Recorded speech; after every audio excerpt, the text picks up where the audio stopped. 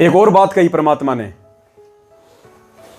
जब तक आपको सतनाम प्राप्त नहीं हो जाता आप गुरु को भगवान नहीं मान सकते हृदय से। आप भोग लगा रहे हैं, अच्छी बात है, आप उस प्रोसीजर में आगे बढ़ रहे हैं, बहुत अच्छी बात है। आप गुरु जी की अकेले की फोटो रखते हैं, दाढ़ी मूंछ वाले की निकाल दी, बहुत अच्छी बात है, लेकिन हकीकत तो हकीकत ही रहेगी। एक होता है कि देखा देखी में, एक होता है सोच समझ के। क्या कहते हैं परमात्मा, हाड़ चाम लहू ना मेरे कोई जाने सतनाम, और तारण तरण अभय पददाता मैं हूं कबीर। कौन जानेगा कि ये परमेश्वर हाड़ चाम वाला नहीं है, ये सौद स्वरूपी राम है, ये देह वाला नहीं है आप और हमारी तरह। ये दिखाई दे रहा है लेकिन इसके देह नहीं है। धर्मदास भी तो इसी धोखे में रह गया था। परमेश्वर ने कहा कि भाई मैं तेरी तरह देहधारी नहीं हूं, तो धर्मदास बोला भगवान मैं कैसे मानूं, तुम दिखत हो देही और कहो विदेही, मेरे जैसे दिख रहे खा रहे पी रहे और कह रहे हो मैं विदेही हूं। बोला यही तो तुम्हारी आंखों का धोखा है। इसलिए परमात्मा कहते हैं कि कुछ शक्ति, कुछ ध्यान, कुछ अंतर्मन में वो पावर भगत को उसी समय प्रकट होगी जब उसको सतनाम मिलेगा, श्वास श्वास का मंत्र। इसलिए परमात्मा कहते हैं हाड़ चाम लहू ना मेरे, तेरी तरह हड़मास का नहीं हूं मैं, कोई जाने सतनाम उपासी, और तारण तरण अभय पददाता मैं हूं कबीर अविनाशी। अब 5वीं क्लास में भी ज्ञान देता है टीचर, लेकिन 12वीं क्लास में जो ज्ञान मिलता है वो 5वीं में थोड़ी मिलता है, उसको तो 12वीं में जाने के बाद ही अर्जित किया जा सकता है ना। तो ये राहुल दास भी प्रथम नाम में है, ये कजोड़ दास जी भी प्रथम नाम में है, दो चार इनके चेले चपाटी हैं वो भी इन्हीं की श्रेणी में है। तो ये भी मैनेजमेंट वालों की ही श्रेणी में है ना। वो गुरु जी को भगवान मान पा रहे, खाली दिखावे के लिए जरूरी हलवा बनाते हैं सुबह शाम। तो परमेश्वर ने क्या कहा कि किसी भी एंगल से अगर आपका अपने गुरु जी के प्रति मन में दोष आ गया तो आपकी भक्ति नहीं बनेगी। क्या कहा परमेश्वर ने, पुण्यात्माओं एक एक सत्संग परमात्मा का हीरे मोतीलाल है। ठीक है, आज से पहले हम सुन रहे थे, हमारे कानों को अच्छे लग रहे थे, लेकिन हम सार को नहीं पकड़ पा रहे थे गुरु जी कहना क्या चाहते हैं इनमें। परमात्मा बताते हैं गुरु मानुष कर जानते, ते नर कहिए अंधे, ओवे दुखी संसार में आगे यम के फंदे। गुरु को मानुष कर जानते तो ते नर कहिए अंधे, और फिर होवे दुखी संसार में, फिर काल के फंदे। पुणात्मा हमने गुरु जी को परमात्मा मानना पड़ेगा। परमात्मा मानने से हमारी यह प्रॉब्लम सोल्व होएगी, नहीं तो नहीं हो सकती। हम अपने ही जैसा गुरु को मानने, एक मानुष रूप मान करके हम यदि उसके साथ रहेंगे तो कभी ना कभी दोष आपके मन में आवेगा। गुरु को मानुष मानेंगे तो मन में दोष, तो ये भाई के मन में दोष क्यों आया? क्योंकि ये हृदय से जो व्यक्ति, अरे हम भी तो भगत हैं, हमारे को कैसे हिम्मत दे दी भगवान ने उसको चेंज करने की। और ये कहता है भाई अपनी छोटी सोच के चलते कि अगर ऐसे ही चेंज करने लग गए तो ये मार्ग तो गुरु जी का 10 साल भी नहीं चलेगा। मतलब इसने ये साबित कर दिया कि हमारे जैसे जीव 2 कोटि के परमात्मा के मिशन को फेल कर देंगे हम। अरे अभी परमात्मा गए नहीं है।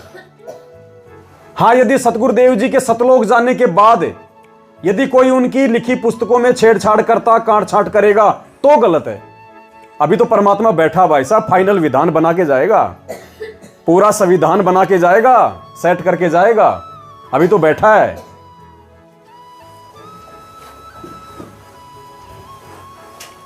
वो वाणी किसने हटाई वहां से?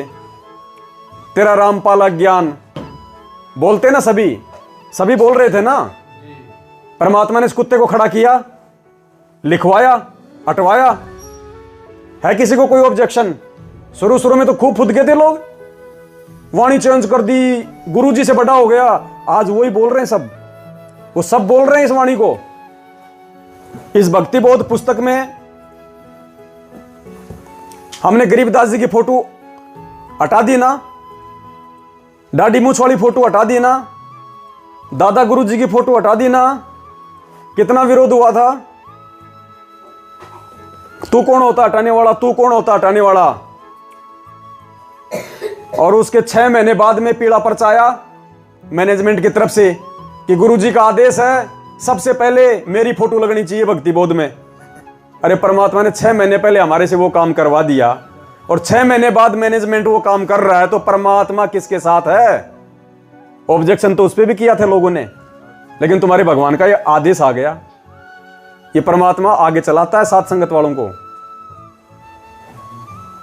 हर चीज का प्रमाण देता है परमात्मा।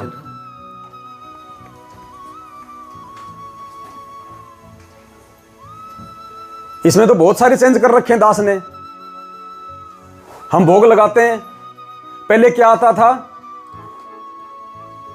आदरणीय कबीर, पूज्य कबीर साहिब, उन्हीं के स्वरूप, आदरणीय गरीबदास जी महाराज, उन्हीं के अवतार स्वामी रामदेवानंद जी महाराज, आप जी का भोग प्रसाद तैयार है बोलते थे ना। अब परमात्मा ने वो हटवा के इसमें क्या लिखवा दिया, हे परमपिता परमेश्वर, कबीर साहिब, सतगुरु रामपाल जी भगवान, आप जी का भोग प्रसाद तैयार है, अपनी पवित्र रसना से इसे पवित्र करने की कृपा करें। हे परमेश्वर, भोग प्रसाद बनाते समय, लगाते समय या भोग की आरती करते समय या पाठ करते समय यदि कोई त्रुटि हो, हम तुच्छ बुद्धि जीवों को तुच्छ जानकर अक्षमा करें परवर दिगार। लिखवाया ना इसमें। उस राहुल भाई को इस पे ऑब्जेक्शन नहीं हुआ कि भगत जी हटा क्यों रहे हो। हम तो बोल सकते हैं, लिखित में थोड़े हटाएंगे। इसको लेके नहीं किया ना उसने, क्योंकि उसको साथ संगति से हटना था, उसका समय आ गया था, इससे ज्यादा वो नहीं टिक पाता। जो व्यक्ति साध संगति में भी आके नहीं सुधरा ना, वो जिंदगी में नहीं सुधरेगा। अब वो लोग अपने मिलजुल के कर्म ही बिगाड़ेंगे। इसलिए पुण्यात्माओं, हमने अपने समय और श्वास दोनों का सदुपयोग करना है।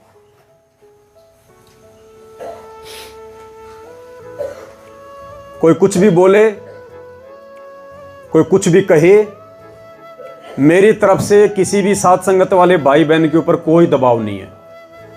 आप चाहे जिसकी संगति करो, आप चाहे जिसकी संगति छोड़ो, आप चाहे आंख कान नाक खोल के चलो या चाहे आप अपने आंख नाक कान को जो है वो बंद करके चलो, मेरा इसमें 1% भी नुकसान नहीं है।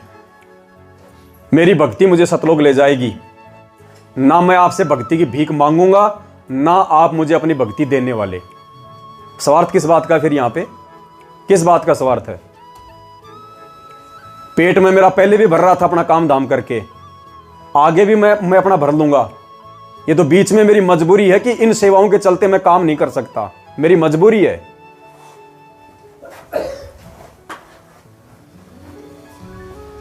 इसलिए ना तो मुझे आपसे कोई स्वार्थ है, ना आपको मेरे से या किसी और से कोई स्वार्थ होना चाहिए। स्वार्थ केवल अपने आत्म कल्याण का होना चाहिए। और आत्म कल्याण के मार्ग में जो वस्तु बाधक है, वो चाहे पवन दास हो, चाहे कोई दूसरा दास हो, आपको छोड़ने में सेकंड भी नहीं लगानी, सेकंड भी।